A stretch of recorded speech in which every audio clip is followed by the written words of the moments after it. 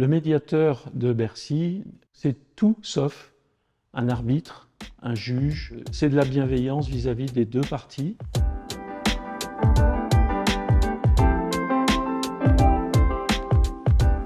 Le médiateur de Bercy, c'est fondamentalement un tiers de confiance qui accueille les deux parties, c'est-à-dire une personne physique ou une entreprise, face à une administration qui a pris des décisions les concernant, en vue de leur permettre de trouver une solution à leurs différends qui n'a pas pu être résolue jusque-là. L'écoute est un élément primordial et essentiel dans cette mission de médiation.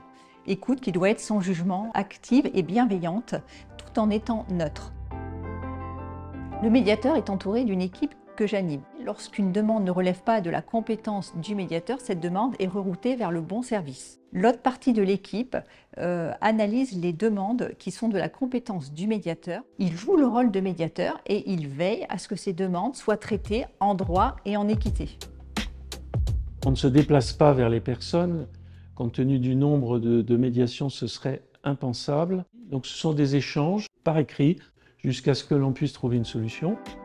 Les usagers peuvent saisir le médiateur de deux manières. À travers son site internet, via le formulaire en ligne qui est mis à leur disposition, mais pas seulement, également par la voie postale. C'est vrai que lorsqu'on reçoit certains courriers, on perçoit la souffrance de certains d'entre eux, de la manière dont est écrit le courrier, des courriers écrits en rouge, des courriers surlignés, qui permettent de voir que nous apparaissons comme une solution.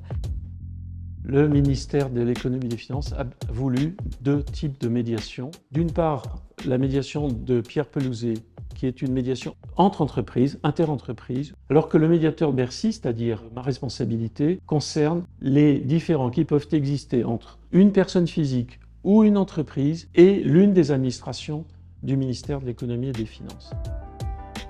Avant de demander une médiation, il y a un prérequis, c'est d'avoir effectué une première démarche auprès du service compétent. Par exemple, une personne qui rencontre une difficulté de paiement pour s'acquitter de ses impôts doit d'abord saisir le conciliateur fiscal qui est interne à la Direction générale des finances publiques.